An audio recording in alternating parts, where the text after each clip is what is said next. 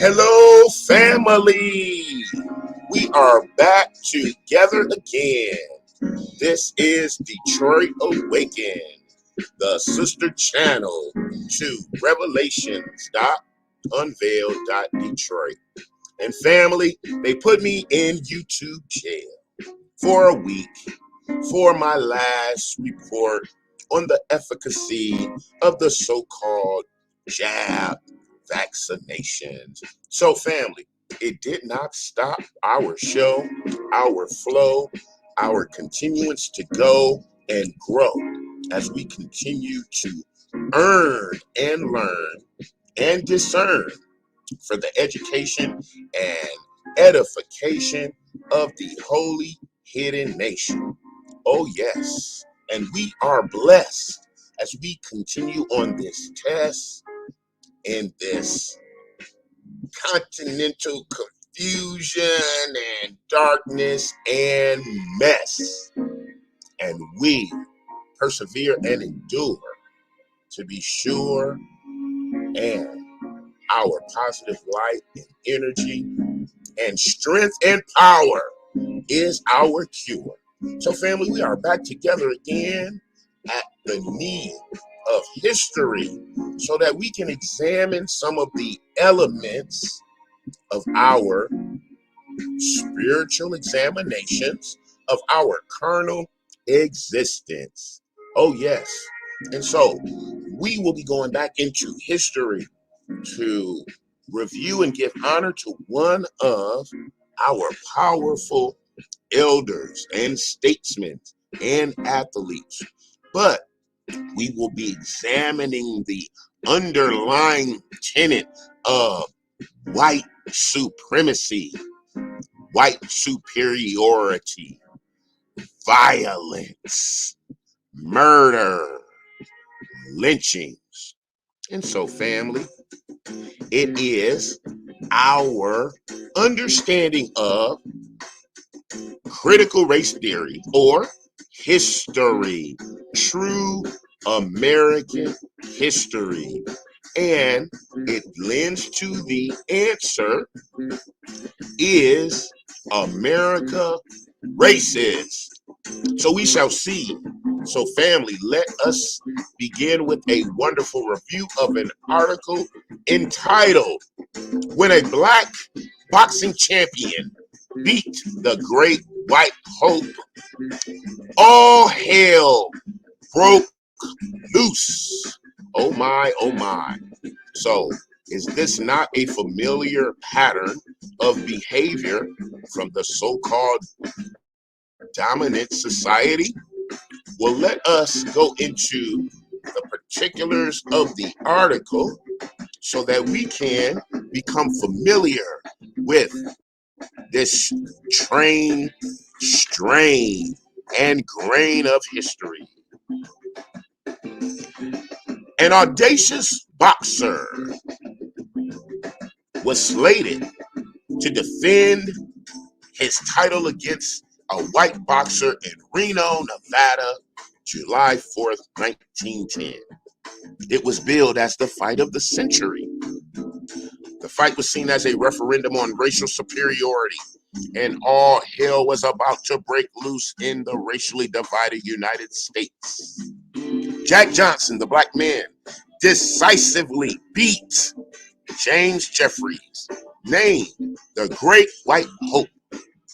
Johnson's triumph ignited bloody confrontations and violence between blacks and whites throughout the country, leaving perhaps 24 dead, almost all of them black, and hundreds injured and arrested.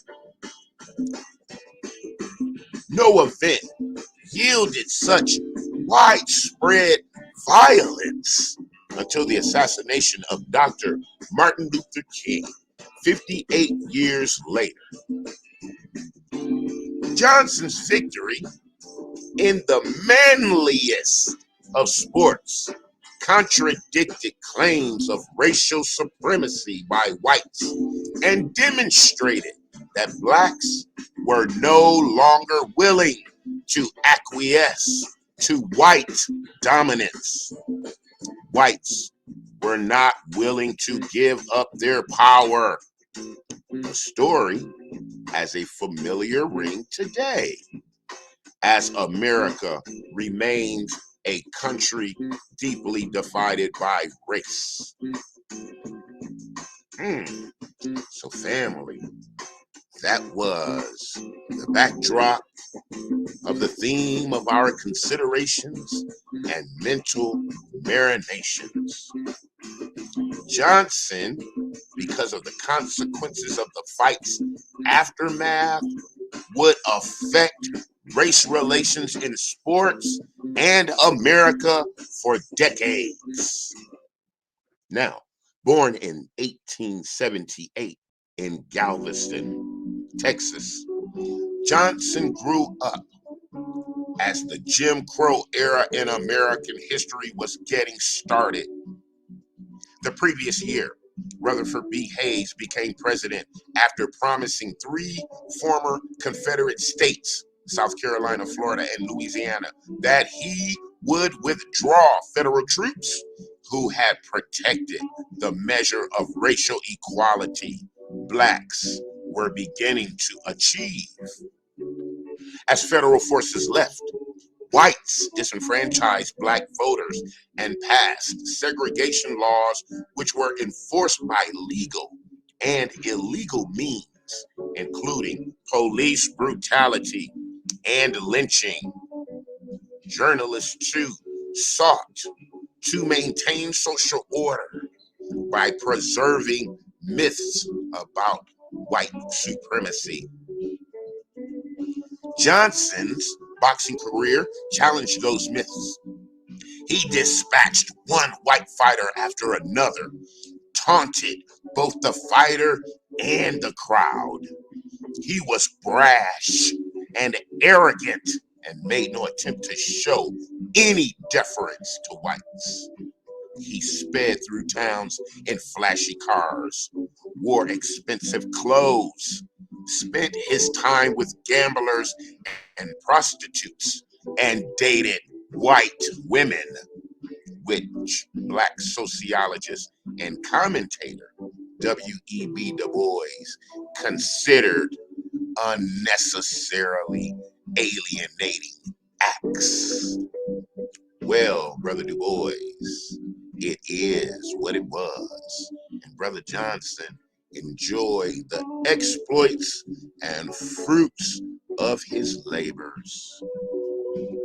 Johnson won the heavyweight title by easily defeating the defending champion Tommy Burns in 1908.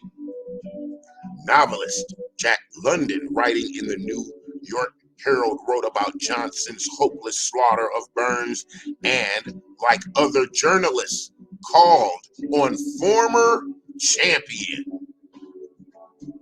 what is the former, James Jeffries, to come out of retirement and wipe the smile from Johnson's face.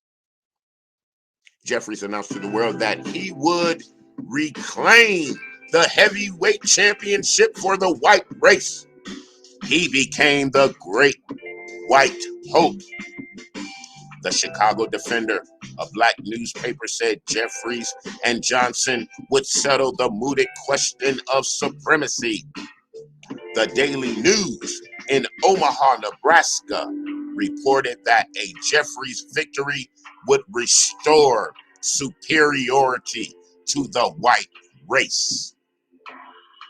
Before the fight, there were signs whites feared a Jeffries loss, and that this loss would not be restricted to the boxing ring, but would have ramifications for all of society. The New York Times warned, if the black man wins, thousands and thousands of his ignorant brothers will misinterpret his victory. The message was clear. If Jeffries won, white superiority would be proved. But if he lost, whites would still be superior. After Johnson quickly and easily defeated Jeffries, the Los Angeles Times reinforced white supremacy, telling blacks, do not point your nose too high. Do not swell your chest too much. Do not boast too loudly. Do not get puffed up. Your place in the world is just what it was. You are no higher in place, deserve no new consideration, and will get none. Nearly a century later, the newspaper apologized for that 1910 editorial. In response to the violence, many cities forbade a film of the fight to be shown in theaters.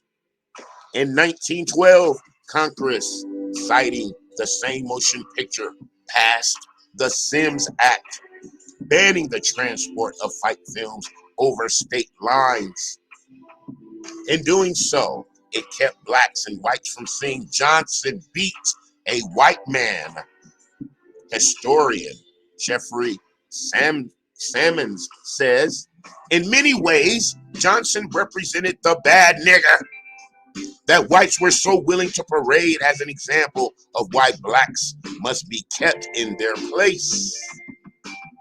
No white boxer could defeat Johnson in the ring, so white America worked to defeat him outside of the ring.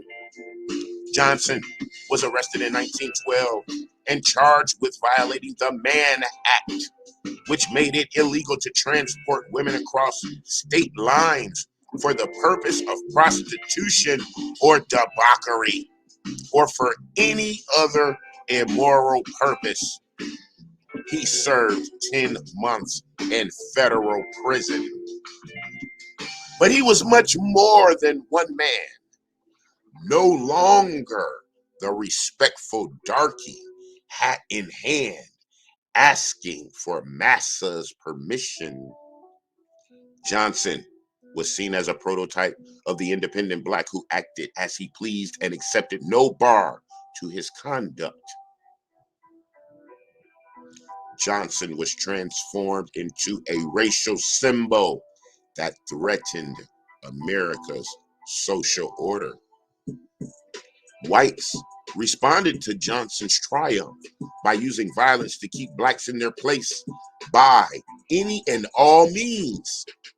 When black construction workers celebrated Johnson's victory near the town of Uvalde, Georgia, whites began shooting. As blacks tried to escape into the woods, the whites hunted them down, killing 3 and injuring 5. Such scenes were repeated throughout the country, according to local media reports. When a black man in Houston expressed his joy over the fight's outcome, a white man slashed his throat from ear to ear.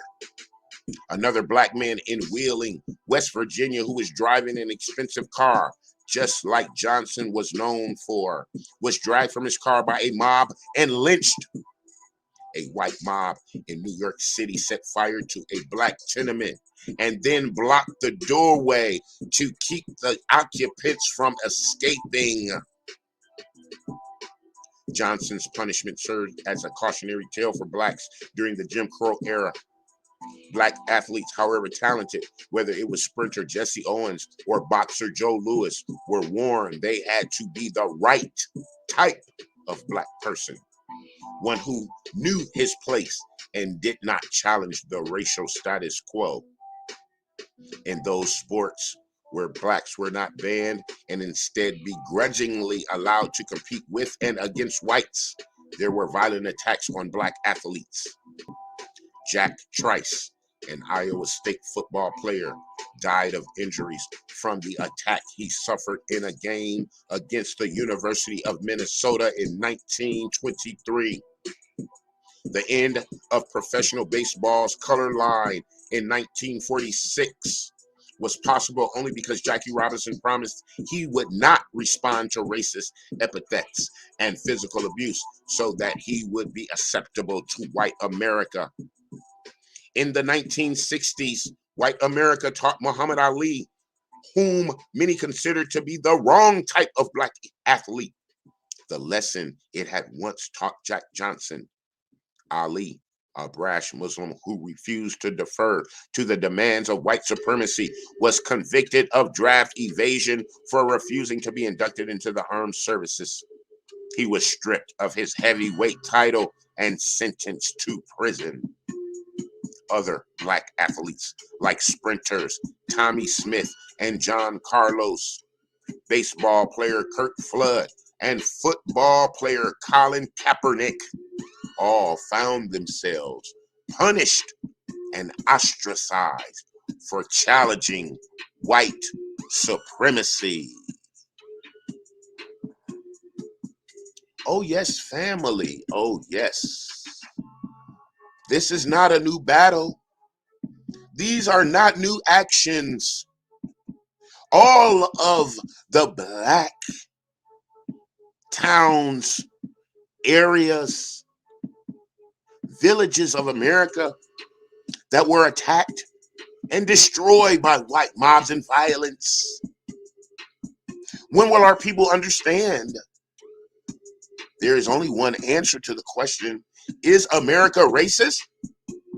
For all other groups, that is their consideration. But our answer is affixed in the souls and fabric of the American society. We are not immigrants.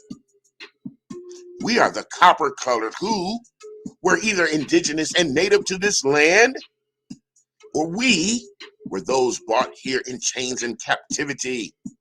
So there is no immigration story or contribution we would add. Our positions of excellence and wonderment are testaments of our survival beyond the 500 years of oppression, captivity, and dispersion to all corners of the earth to serve as a reproach and build up the societies of our enemies. And so, family, black excellence sparks white violence back then and now.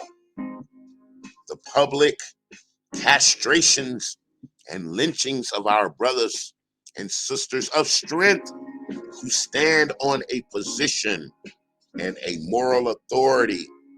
We watch them as they are sniped and put on the executioner's block for public assassination. It must stop. It must end. We must refuse the infuse to confuse. We are the chosen. We are the people of the book. We shall and will understand Psalms 83. And so, family, as we wind it down and we bring it around and we put this into our mental marination for the continuing education and edification of the holy hidden nation, we shall return. We will review critical race theory or real American history. Is America racist? Black excellence shall continue and endure. And until we are together again, love, peace, learn, stay safe, family.